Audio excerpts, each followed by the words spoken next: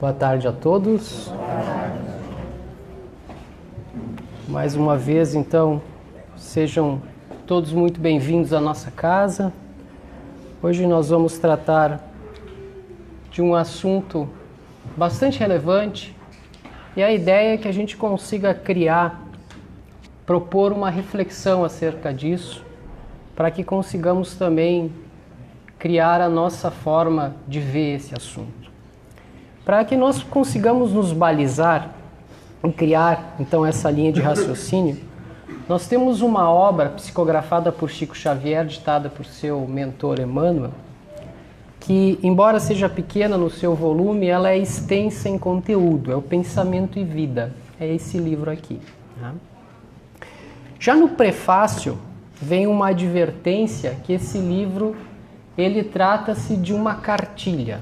É como se fosse um manual de como nós, reencarnantes, devêssemos nos comportar, com o objetivo de tirarmos o máximo proveito possível dessa oportunidade que temos neste momento. Já no prefácio, às vezes a gente pula o prefácio dos livros, já no prefácio dele vem uma informação muito importante. Ele fala que o nosso pensamento cria a vida que procuramos através do reflexo de nós mesmos, até que nos identifiquemos um dia, no curso dos milênios, com a sabedoria infinita e com o infinito amor que constitui o pensamento e a vida de nosso Pai. Então, esse pequeno parágrafo que está no final do prefácio, ele nos leva a concluir que o nosso pensamento, a forma como agimos a partir dele, é que delimita, que cria a vida que estamos experienciando agora. Então isso nos coloca como protagonistas, nos coloca como os responsáveis diretos por tudo aquilo que sucede a nós, porque construímos exatamente com as nossas atitudes e com o nosso proceder. Essa frase também já nos dá um tom de conversa que deixa claro para nós que aquela imagem que nós tínhamos de um Deus, aquele senhor feudal, aquele rei medieval que apontava o dedo, que apontava os erros e cobrava o devido pagamento, esse tipo de imagem de um Deus juiz e carrasco ao mesmo tempo, ele já não atende mais aos anseios do homem contemporâneo. Por quê? As criaturas do mundo de hoje, elas também evoluíram no pensamento religioso. A gente busca uma nova concepção de Deus e também de suas leis. Os corações anseiam por um novo tipo de relacionamento com a divindade. E é justamente para esses corações que essa obra foi feita. Ela não estabelece uma lei moralista, ela só diz que o nosso pensamento cria a vida que vivemos. Muitos de nós acreditam que o pensamento ele é unicamente fruto da nossa inteligência, do nosso intelecto, dos nossos conceitos, e deixaria de fora toda a parte relacionada ao sentimento, todo o estado emocional, as relações afetivas estariam de fora. Mas não é assim que funciona. Já no capítulo 1 dessa obra, Emmanuel deixa claro que para os espíritos o pensamento é algo palpável, é um fluido, é uma matéria que vem do espírito. No plano espiritual, o pensamento constrói inclusive as colônias que foram relatadas por André Luiz em Nosso Lar. Tudo é fruto do pensamento.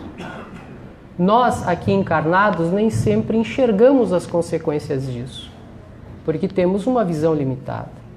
Mas o nosso pensamento constrói e destrói tudo ao nosso redor. O pensamento, então, ele é um tipo de energia magnética e gravitacional. Ele repele e ele atrai tudo o que está em sintonia com ele. O pensamento dá o tom também ao conteúdo emocional. e não só intelectual. O Evangelho segundo o Espiritismo nos traz um conselho através do Espírito de verdade. Espíritas, amai-vos e instruí-vos. Na verdade, amando e nos instruindo, nós estamos também aperfeiçoando o nosso pensamento. As questões emocionais são justamente as que nos impõem os maiores desafios. A evolução, no fundo, ela é um processo de identificação conosco mesmos. Nós sempre escolhemos padrões. Padrões intelectuais, padrões emocionais, e esses padrões é que vão compor o nosso pensamento, que é um fluido vivo. É essa emanação do Espírito que vai conformar o nosso destino.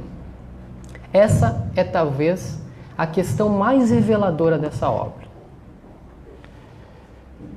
Para que a gente não fique só no campo filosófico, a doutrina espírita teve um grande mérito de alargar os nossos horizontes, ampliar um pouco a nossa visão. Porque é ruim quando a gente tem uma visão muito estreita. O nosso caminhar é muito restrito e a nossa experiência não é vivida em toda a sua abrangência. Então, o que significa isso? Significa que evolução é um convite permanente ao aprimoramento. Portanto, o Espiritismo nos diz que somos imortais. Ele nos diz que a vida não termina após a nossa morte neste planeta. E esse já é um grande ponto a ser levado em consideração.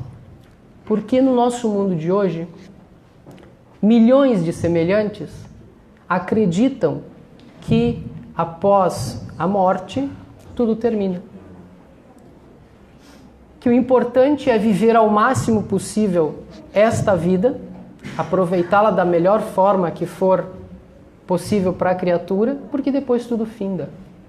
E aí, após o encarne, milhões de seres, das grandes metrópoles até os vilarejos mais simples, adentram o plano espiritual, confusos, perdidos, como se fossem cegos tateando no escuro.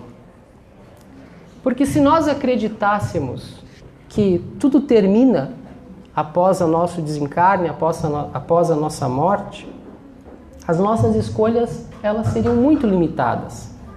A gente viveria de uma forma muito acanhada, com medo. Tudo é muito provisório. Então, na verdade, o nosso coração, ele não vivencia na plenitude a felicidade ou os pequenos momentos de felicidade que temos. Porque não tem princípio nenhum, tudo termina depois, né? Se fosse assim. Nós acreditamos que pelo simples fato da doutrina espírita, através de Allan Kardec, com a codificação das obras, revelar que existe vida após a morte, a doutrina já cumpriu o seu principal papel, que é de nos ajudar com que nos preparemos para o que há por vir.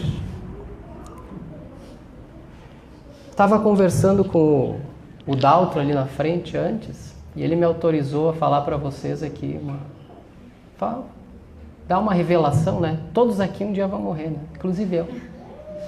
Então, a gente tem que começar a trabalhar agora. A gente não precisa esperar para depois.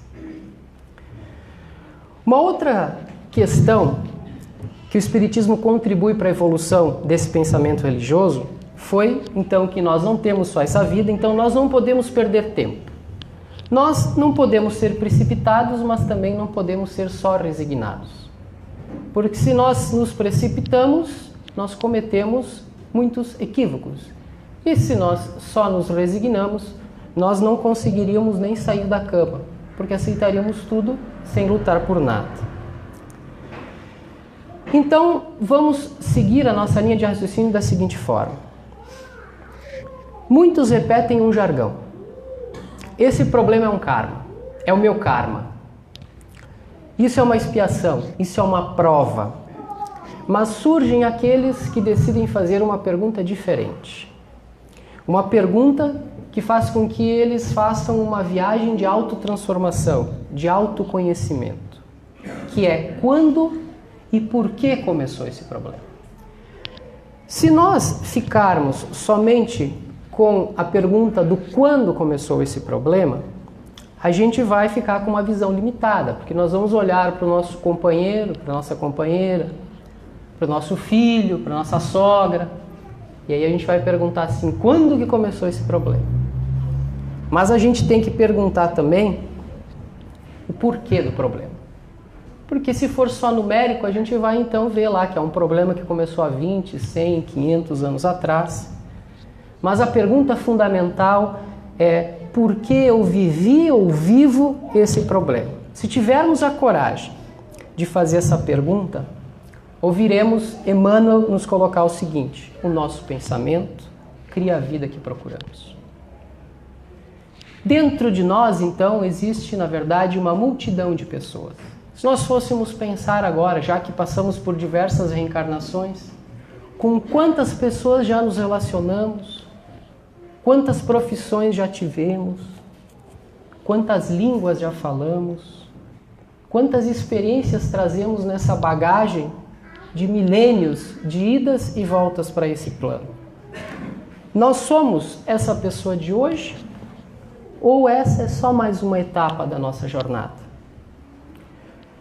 A resposta para isso é a seguinte: nós somos muitos, porque já tivemos muitas experiências, algumas felizes, outras mais tristes, algumas memórias, alguns complexos, algumas coisas que não pensamos em mudar, outras que fazemos questão de reviver, algumas coisas que queremos nos afastar, outras que caminhamos sem saber porque queremos passar por elas novamente.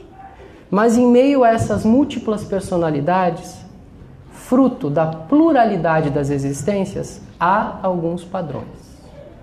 Alguns padrões emocionais, afetivos, mentais, que vêm determinando as nossas escolhas, que têm conformado a nossa vida, que têm estabelecido limites, talvez prisões, não foram impostas por ninguém, não é karma, não é expiação, não é provação. É simplesmente o nosso pensamento criando a vida que procuramos. Talvez inconscientemente parte de nós não quer, mas outra clama, busca por aquilo. E esses padrões, eles acontecem em todas as nossas escolhas, em todas as nossas atitudes que vêm determinando o nosso destino.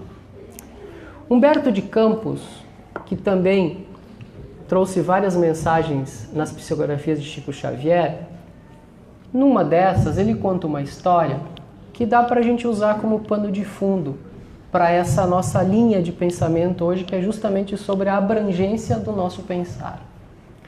Ele conta que existiam duas fazendas e nesse local duas famílias morando que não eram muito amigas. Então, para a gente tentar ilustrar, trazer para a nossa realidade, vamos fazer assim. Quem sabe uma fazenda seria no Rio Grande do Sul e a outra fazenda em Santa Catarina, nosso estado vizinho. E delimitando, a divisa entre ambas, um rio. Então, certa feita, o rapaz da fazenda do Rio Grande do Sul completa 18 anos e decide visitar a cerca de divisa. Ele chega naquela divisa ali, olha para o rio, vê a cerca e aí ele comenta com os seus familiares: Tchê, essa cerca não está no lugar correto. Eu acho que essa cerca tem que ir mais para o lado da fazenda de Santa Catarina. E aí o que ele decide? Ele empurra a cerca. No dia seguinte, a família da outra fazenda, percebendo isso, não aceita. Para resumir a história, briga, tiroteio, ambos desencarnam. Ambos voltam ao plano espiritual. Chegando no plano espiritual, a equipe de planejamento das reencarnações olha para o caso, estuda a situação. As nossas reencarnações são sempre planejadas, não são ao acaso. E aí eles decidem que tem que inverter. Quem nasceu no Rio Grande do Sul agora vai para Santa Catarina para experimentar a parte lesada. E quem nasceu em Santa Catarina vai para o Rio Grande do Sul para demonstrar a compreensão. A vida segue. O antigo gaúcho, agora na de Santa Catarina, cresce, um menino inteligente, ativo, completa 18 anos, decide visitar a divisa da fazenda. Chegando lá, ele vê a cerca e aí ele comenta, essa cerca está fora do lugar. E aí o que ele faz? Ele empurra a cerca de volta para o lado do Rio Grande do Sul. Obviamente, briga, tiroteio, morte, voltam novamente para o plano espiritual. A pergunta que a gente faz, 200 anos já se passaram com essas duas situações. A pessoa reencarnou, a pessoa resgatou, adiantou alguma coisa? Não, né? Os pensamentos emocionais, afetivos dessa criatura mudaram? Bueno, se reúnem novamente no plano espiritual, chegam, trazem essa criatura e tem uma conversa mais séria com ela. Você vai voltar de novo. Tu vais reencarnar de novo lá na fazenda do Rio Grande do Sul.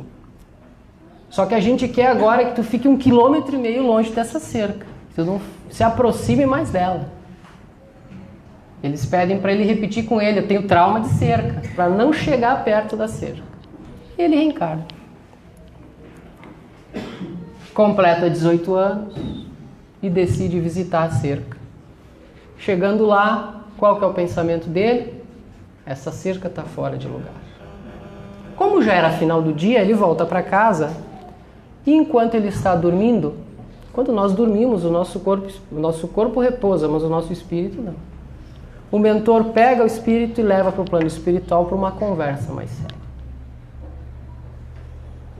Ele não pode mais ter esse tipo de procedimento, porque já se foram 13 encarnações e o padrão do pensamento não mudou.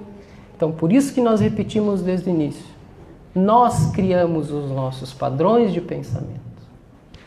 Então, se a gente analisar esse exemplo, a conduta dele é muito fácil de perceber. Ele vai lá e muda a cerca de lugar. Mas e qual que é o padrão de pensamento dele? Será que essa criatura não é uma criatura que não consegue se contentar com o que já tem? A gente conhece alguém assim? Se a gente for fazer uma análise de nós mesmos, será que a gente não chega à conclusão que nós somos um pouco assim também? Será que não é alguém, esse exemplo da história de Humberto de Campos, que não consegue sentir gratidão pelo que já conquistou? Porque a verdade é que se nós não somos felizes com aquilo que nós já temos, não adianta conquistar mais coisa. A felicidade não vai vir com elas. Nós vamos continuar infelizes. Então, qual que é o convite da evolução espiritual? É que consigamos identificar o nosso pensamento e fazer justamente uma comparação, uma justaposição com o pensamento de Deus, que é de infinita sabedoria. E a pergunta que fica para nós, será que conseguimos adotar a sabedoria nas nossas escolhas? Emmanuel, então, nessa obra, ele nos esclarece que a vida espiritual, na sua amplitude, é uma trama de escolhas e de consequências, e não de erro e punição. Aquela ideia que a gente tem que nós estamos sendo punidos com algum problema que julgamos que não merecemos ou que tenhamos em mente que seja insolúvel, não é castigo. É só uma consequência. É só a colheita daquilo mesmo que plantamos num determinado momento. Toda a nossa vida, todas as nossas escolhas, todas as nossas relações são um pedacinho de nós mesmos. São reflexos de nós mesmos. Talvez hoje estejamos enfrentando um problema que a providência divina resolveu colocar no nosso caminho porque julgou que estávamos em condições de solucioná-lo, que nós plantamos lá 1000 anos atrás. E somente agora a misericórdia de Deus enxergou que nós teríamos forças para suportar e vencê-lo. E aí o que nós fazemos? Na grande maioria das vezes, nós achamos que aquele problema é maior do que as nossas forças suportam, ou que mais, aquele obstáculo nós não merecemos estar passando. E mais, que aquele obstáculo foi imposto por alguém, é culpa de alguém, que não é da nossa alçada. Outro item que Emmanuel falou, então, repetindo, nós nos refletimos mutuamente uns nos outros. O palestrante Haroldo, numa de suas palestras, ele toca esse assunto e ele faz uma analogia que vem muito a calhar com essa nossa reflexão de hoje. Cada coração se relaciona conosco. Então vamos pensar assim, que cada pessoa no seu coração é como se fosse um terreno. Um terreno que possui áreas que são cultivadas e áreas não cultivadas. Então, quando travamos relações no trabalho, em casa, relações afetivas, as nossas áreas cultivadas do nosso coração, elas se relacionam com as áreas cultivadas do nosso semelhante. E dali podem surgir a empatia e também conflito, afinidade e conflito. Então podemos ser pessoas extremamente pacientes e nós vamos nos relacionar com quem? Com pessoas extremamente impacientes. A providência divina, a lei de Deus é pedagoga. Ela tende ao equilíbrio. Então, se somos ansiosos, vamos estar rodeados de pessoas extremamente passivas. É justamente assim que acontece. E na grande maioria das vezes, Deus coloca isso na nossa própria família, que é a nossa pequena sociedade, é onde a gente se comunica, se relaciona primeiro. Mas nós temos também as áreas do nosso coração que não são cultivadas.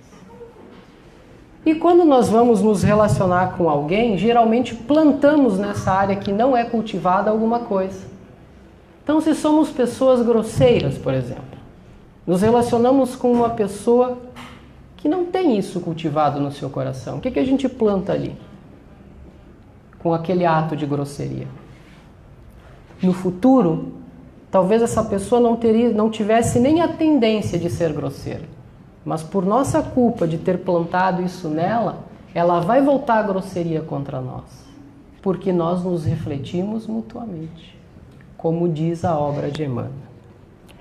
Quando o Espiritismo apresenta Jesus como um modelo, ele ultrapassou a questão universal de religiosidade.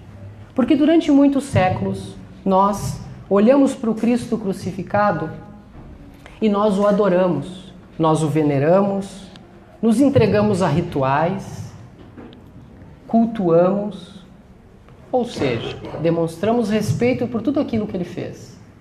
E isso está extremamente correto.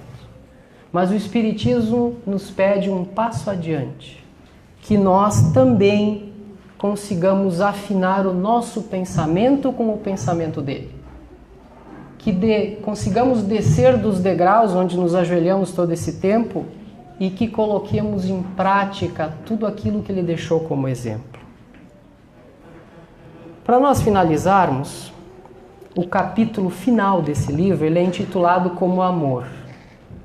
O amor infinito de Deus, ele não condena. Ele nos enxerga. Ele não aponta o dedo.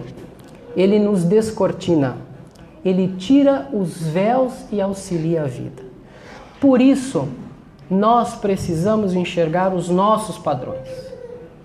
Não seremos mais a mesma pessoa depois de percebermos as linhas que estão definindo o nosso destino espiritual. Quais os elementos que estão balizando as nossas escolhas mais profundas. Alguns talvez estranhem, porque o Espiritismo não proíbe nada, não é dogmático, mas espera tudo. Porque ele não vai alterar os nossos padrões de pensamento e de conduta, mas ele vai nos auxiliar a enxergar esses padrões, refletir e mudar, buscando a evolução. Então, irmãos, essa é a mensagem que nós queríamos deixar nessa tarde. Para que analisemos como estamos procedendo com a nossa forma de pensar. E que tenhamos a convicção de que esses pensamentos, eles atraem e eles repelem tudo. coisas boas e coisas ruins. Então, se nós alinharmos o nosso pensamento num padrão vibratório elevado, pensando coisas boas, desejando o bem ao próximo, nós estaremos sintonizados com o plano espiritual de todos esses nossos irmãos mais evoluídos. Agora, o contrário também acontece. É como se fosse uma mudança de estação de rádio. A hora que baixamos o padrão vibratório do nosso pensamento e pensamos em coisas negativas, pensamos em como articular alguma coisa que prejudique o próximo, inevitavelmente nós vamos sintonizar com irmãos que procedem da mesma forma. Então cabe a nós escolher quais as companhias que queremos. Se as companhias dos anjos ou se as companhias dos evoluídos que nos também trazem para esse caminho que é mais tortuoso. Então eu agradeço a presença de todos novamente e convido